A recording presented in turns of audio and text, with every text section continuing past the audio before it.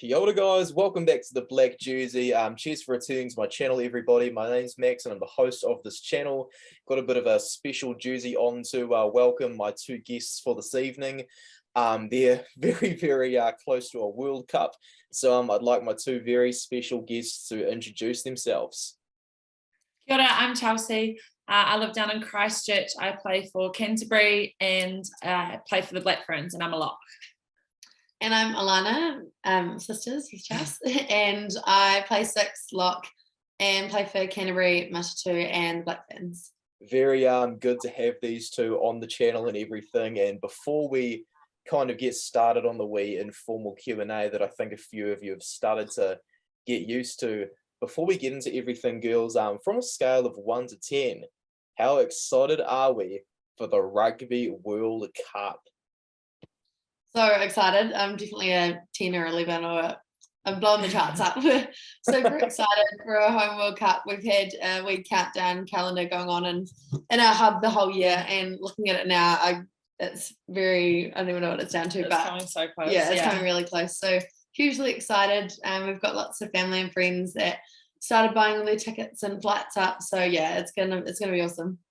It's going to be an absolute stunner of a show with Rita Ora giving a bit of a halftime show on the first day. Shapeshifter's been booked. Same with Benny. I think that's how you say her name. She's a New Zealand singer.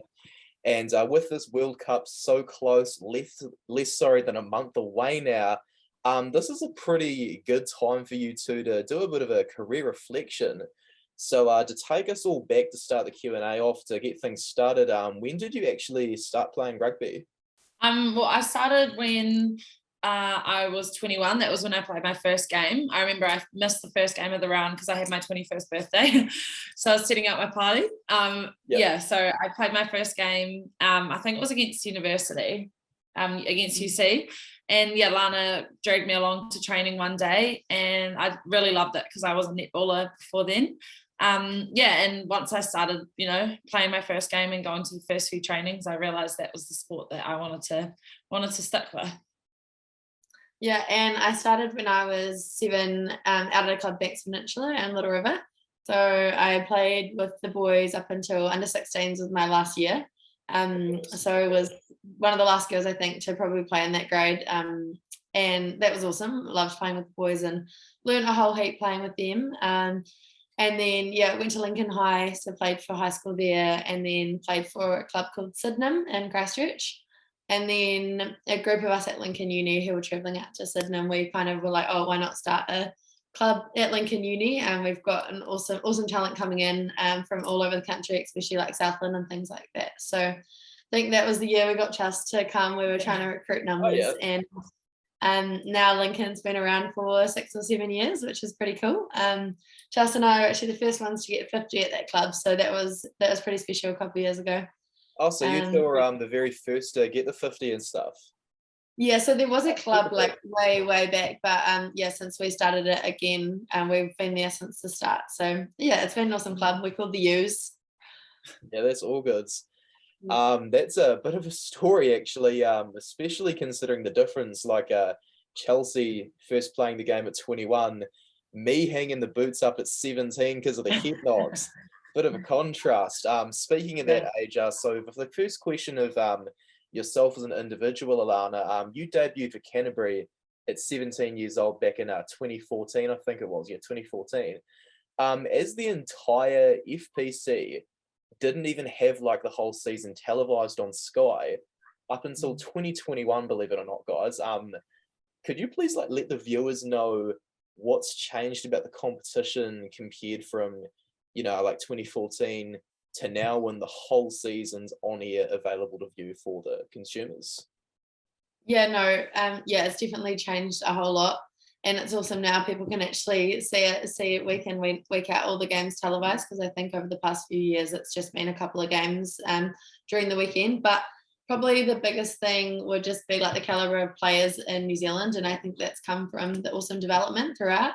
The time and effort and money that's been put into the women's game has been huge. We've got great hubs and high performances set up around the country. Now you see most teams will be, wearing GPSs and the data and things available. The reviews and things like that, analysis with other teams. We're carrying a whole lot more management than we were way back then. And probably just like the skill set amongst the girls has grown hugely, and you're seeing such great competitive games now.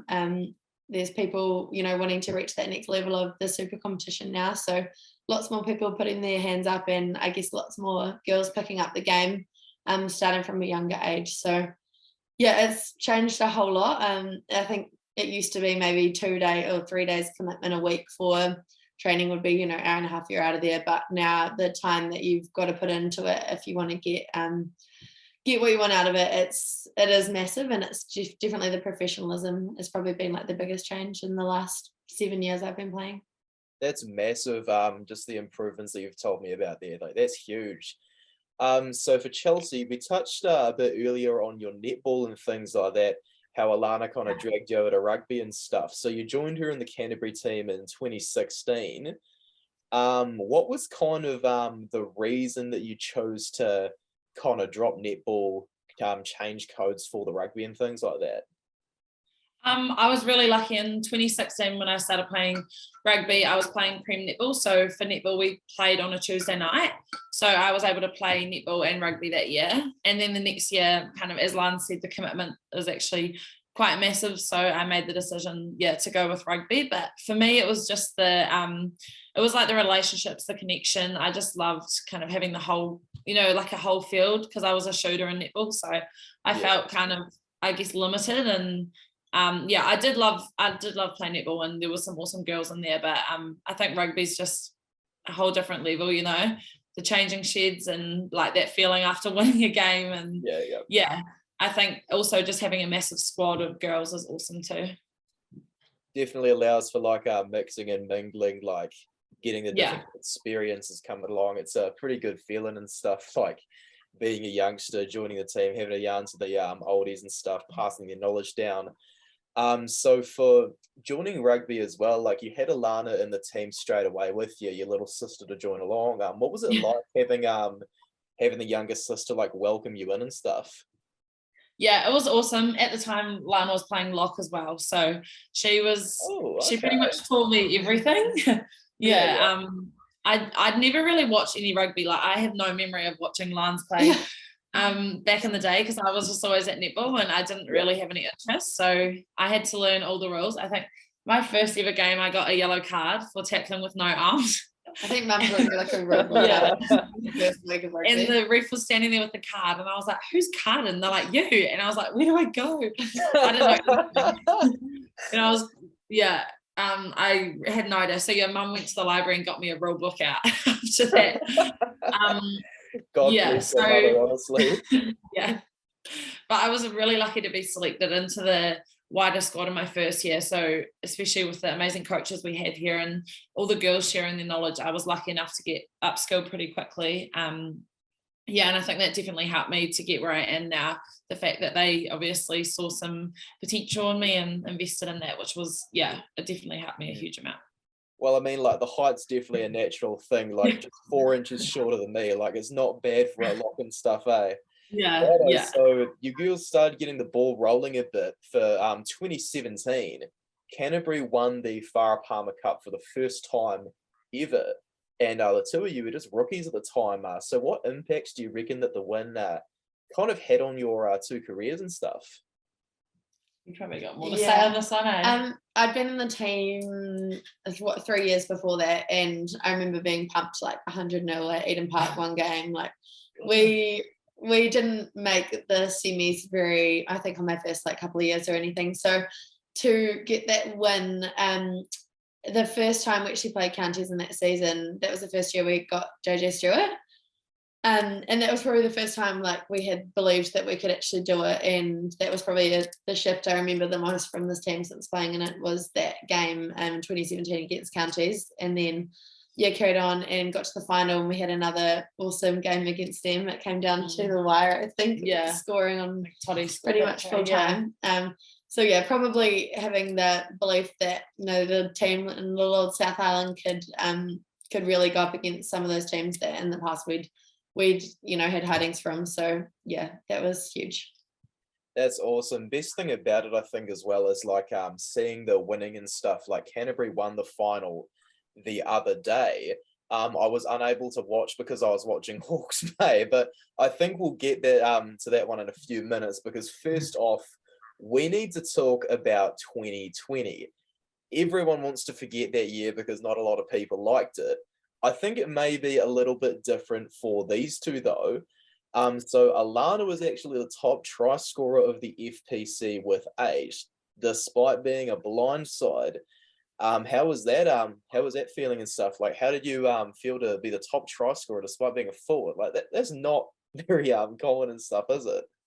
Yeah, You were on fire there. Chelsea's got something to say about that, actually. Yeah, well, actually, one of the tries was my second ever try for Canterbury. my third only I think try in your whole rugby. in my whole rugby, and it comes up on the screen as Alana Bremner. And after the game, I was looking at the stats, and they put it down as Alana Bremner try. I think that was one of my 8. Yeah. So we don't know if it was one of the 8. I don't know but if that's counted towards my counted tally. it towards the I final was so gutted. And Chelsea's really gutted. So, yeah, you were amazing that year though, out on the wing. But I think most of those tries were just, I was literally like a winger that year, just on the edge, and the ball seemed to keep coming my way, and managed to get a few. And yeah, most of them I think were out on the edge. So that's a huge part of Canterbury's game plan. We'd like to get to width and play expansive rugby. So yeah, I guess I have noticed the single player pods out wide now that you mention it. So good to hear that it's been going on for a few years. I quite like to hear that. Continuing on 2020 though, we actually saw these two play against each other for you guys watching and stuff. So we saw Chelsea called into the Black Ferns, while Alana was captaining the New Zealand Barbarians at just 23 years old. What was it like for you two sisters to actually end up playing against each other after 4 or 5 years being teammates? Yeah, I remember the team naming. They named, the Black Ferns, and Alana obviously wasn't in it. And then Alana was the last name to be called out for the Barbars, and she was named as captain. And I remember that was just an amazing feeling. Like, obviously being sisters, we're always supportive and happy for each other. But, it was bittersweet because I knew that she was going to be in the best place for her. And I think it was amazing to see Alana lead that side. And I think now, everyone kind of can see how far she's come with her leadership, and being given the opportunity, I think made a massive point in her career where she, got to prove her strength. And obviously the Barbars had a really good tour, that year. So I think Lana played a massive part in that. Yeah, I'm not sure if we got to tackle each other that game or not. Yeah, I don't think we did. Did you avoid each other and stuff when trying to tackle? Yeah. But yeah, no, that was I think I was the last one, and I think people might have been getting sent home. That I'm not quite sure. I think we had like too many people at the trial, and some were being sent home, and I was like, oh my gosh, like, because I hadn't been told prior that I hadn't been asked to captain prior. So yeah, to hear my name read out, it was obviously a little bit upset at first, but then saw the opportunity. And our team, we only had like 4 or so days to kind of pull it together, and we managed to over the 2 weeks. So really grateful for the opportunity to be starting in a loose full position, whereas if I was in the Black Ferns, that probably wouldn't have happened. So yeah, that's awesome. 1 year later, even though this was the case, you were able to actually beat Chelsea to a test debut. In 2021, the Black Ferns didn't quite do their best on the end of year tour. 2 losses to England, 2 to France. In the 100th ever Black Ferns test match though, you made your test debut, getting a try.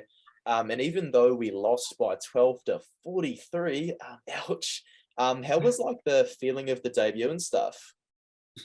That tour was the first one that there had been in a long time. So there was a whole lot of debutantes. I think there might have been like 12 or 13 of us over there. So I think even though, it wasn't the best tour results wise, there was a lot of firsts. So even, just seeing the huge crowds and atmosphere over at those games, getting to travel and be amongst the team, being amongst some legends, there was a lot of positives to take out of it. And for me, that's a very memorable game, playing at Sandy Park, Exeter. It was obviously the 100th Black Ferns game. Yeah, I had a try as well as a yellow card. So I definitely remember that. Yeah. won't be forgetting that one. But yeah, no, obviously I think for the younger ones, it was so new that we could definitely we were on like a high in some way, but also it was upsetting, and to see some of the players that have played a lot of tests, it was really upsetting for them because they obviously have not experienced that often, and it was hard for them, for us to experience that as well. Yeah, for sure. 2022, sorry, has been a pretty good year though. Chelsea, it was your turn this year, and the weather, I can remember it pretty vividly. It was a shocker for your test debut, but you got the win against Australia by 23-10 to start the season off. So, for a bit of contrast to Alana's test debut, how were the emotions for this one? Yeah, it was pretty special playing at home. I know being able to play a debut in New Zealand isn't something that everyone gets the opportunity to do. So I felt really lucky having my family and partner and some friends in the crowd, which was really special. But I think, to be honest, like the weather was so crazy that all we were focusing on was just like, catch the ball and just carry hard. That was all we really had to do. Yeah, it was definitely one to remember. I mean, with a weather like that, how could you not? Like, it's always Yeah. going to be a tense test in those conditions. Now, earlier in the video for you guys who are watching, I mentioned the old support for Hawke's Bay and everything. Obviously, with Hawke's Bay, they've got a bloke called Joe Apikatoa, and Chelsea is his partner. So, less than a month after your test debut, he was able to do the same thing for Tonga at tight head prop.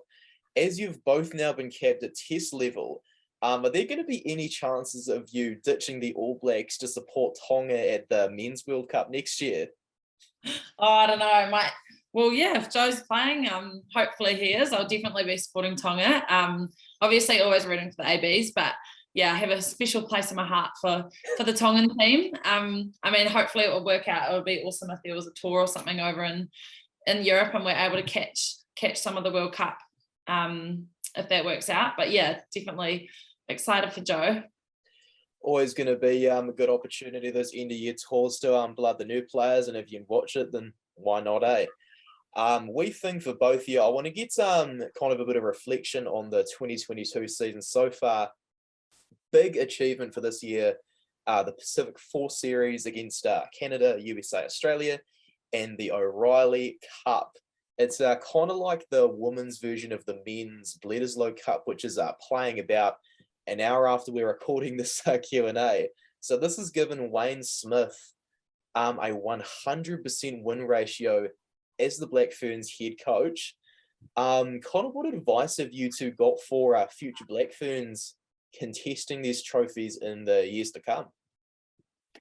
For me, I think our focus for Laurie O'Reilly was huge.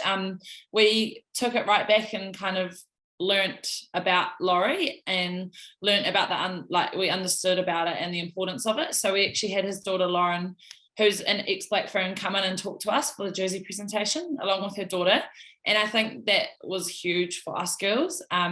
Smithy was obviously a close friend of Laurie, so us girls having that understanding and that connection, we really wanted to do it for Laurie and his family. So I think for us, it was kind of understanding the importance of that and how much was on the line. For the game. Yeah, just wanted to do him and his family proud. So for me, it would be to really understand the meaning of the cup and the importance behind it. And then Pac 4, that was a really cool opportunity to play some countries that the Black Ferns haven't played in a while. So obviously coming up against Australia in the World Cup and potentially some of those other teams. So yeah, it was awesome, and I think it's a competition that was going to look to be played every year annually from now on in different countries. So that's a pretty cool one. Meet different people from different teams, and yeah, some good rugby. Definitely wouldn't mind it happening on an annual basis either at all. I mean, we can pretty much get the guaranteed victory the entire time because it's Aussie, USA, and Canada. And off topic a bit, I just loved seeing the unity from the Black Ferns at the national anthem compared to USA and Canada. So awesome. So proud of the love for the culture that I saw. Awesome stuff. And speaking of team culture, Wayne Smith seems to have done awesome stuff to prep you guys for the upcoming World Cup. And so how's it actually been to have him as a head coach? Yeah, we're pretty lucky to have the coaches we do, and Smithy's been awesome. We're a complete different team than we were at the end of last year, and I think a lot of that has to do with what he's brought in. Probably one of the things, if you talk to people that have had him in the past, they understand like the pressure he puts on at trainings, especially on a Thursday. He loves to put the pressure on and tries to get us in the red. But I think that's something that helps when we come to the games, those moments that we've pretty much already experienced on a Thursday, and he likes to help us work it out for ourselves and find the answers ourselves, see what the obvious thing is. So he's brought in a lot of things. I think he kind of simplifies his key messages, and he simplifies them. And we've been really lucky to have him, as well as Chrono, and then and Wesley Clark as well have been awesome for the team. I've heard a few stories about the photos and stuff as well. A lot of the old men wanting to see what he's like and things like that. A few fans from back there. So, I mean, Wayne Smith, what an incredible coach. I've also noticed what he's done with the cohesion and stuff like that. It's been possibly built in Super Rugby Opiki. I've noticed it for the World Cup squad. There's 12 Chiefs, Go the Mighty Chiefs, and 10 Matatu players, and like your team in the squad and stuff. So with 3 of the 5 players in the Black Ferns first choice spine, so for you guys who are watching, the spine of the teams are the hooker, halfback, number 8, first 5 and fullback. So the numbers 2, 9, 15, those first choice players, they're from Matatu. Even though you guys had a winless Super Rugby season over at Matatu, has this perhaps led to more of a positive event later down the line with the cohesion that Smithy's trying to build? It definitely gave us more opportunity to play with players that aren't just from our provincial teams, get some of what we're in a bubble for a month and a half. So there was definitely some good time together and during that, which has helped. I don't know how to answer that one. Maybe I just did too much research. It's the thing when you can't play it, you just watch so much of it, eh?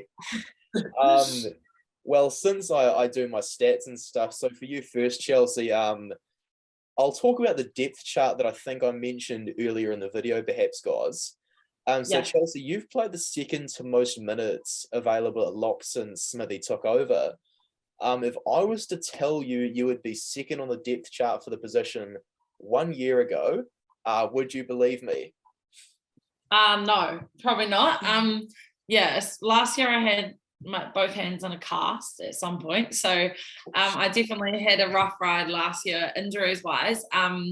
And this year pretty much my focus was just getting back into it, and obviously when you've been out of the game for quite a while, it does take a wee while to get back into it. So I think this year I was just focusing on getting game fit and getting the intensity back, and pretty happy with where I am now. That's awesome stuff. Glad to hear you're happy about that. And for Alana's share of the depth chart now, so despite Smithy's wee rotation policy, I've noticed with trying to get as many minutes available to as many players as possible, there seems to be a few exceptions to that. So of the 400 minutes available at blindside, you've played 353 of them under Smithy as the head coach. Then you've played all of the other 47 available minutes in other positions when subs have come on and stuff. How good has that been as World Cup prep? Yeah, I think I've been really fortunate to have the amount of game time I have. Obviously, Test rugby is something different, and you can't really get that experience until you're playing in it. So, game like fitness wise, and I guess the more time I've had in it, I felt more comfortable on the field. We, up until I guess like Charmy's come back in the mix, we've had quite low caps within the forward pack this year. So to get a few minutes, a bit more experience in that has been really cool. But yeah, I've been enjoying my rugby, and really fortunate to have had so many minutes on the field, and definitely don't take it for granted, because I know how many girls do want to be out on the field. There's definitely a bit of competition going on. and with minutes like those and some pretty good form as well, I can't help but think this is the same kind of suspicion I had with the wee upset to England in 2019, the same kind of thing with South Africa last year for the All Blacks. I've got the wee suspicion that if you can stay injury-free, please do. If you can do that, maybe you could win World Player of the Year. I'll give the audience a bit of a laugh here. I'll see what you can reckon of that possibility. Oh my gosh, no. No. No, honestly, like there's such an amazing caliber of females internationally, and with the World Cup, it's just going to be huge, I think, to see what some of those teams that even we haven't come up against yet, like the England and the France. And there's going to be some amazing players, and even within the Black Ferns, we've got some pretty strong contesters for that for those nominations. So yeah, I don't think so, but thank you. Best of luck. Like, as long as it's a Black Fern, I'm not fussed at all. Like, just keep it away from those English. Like, everyone's just promoting them so hard.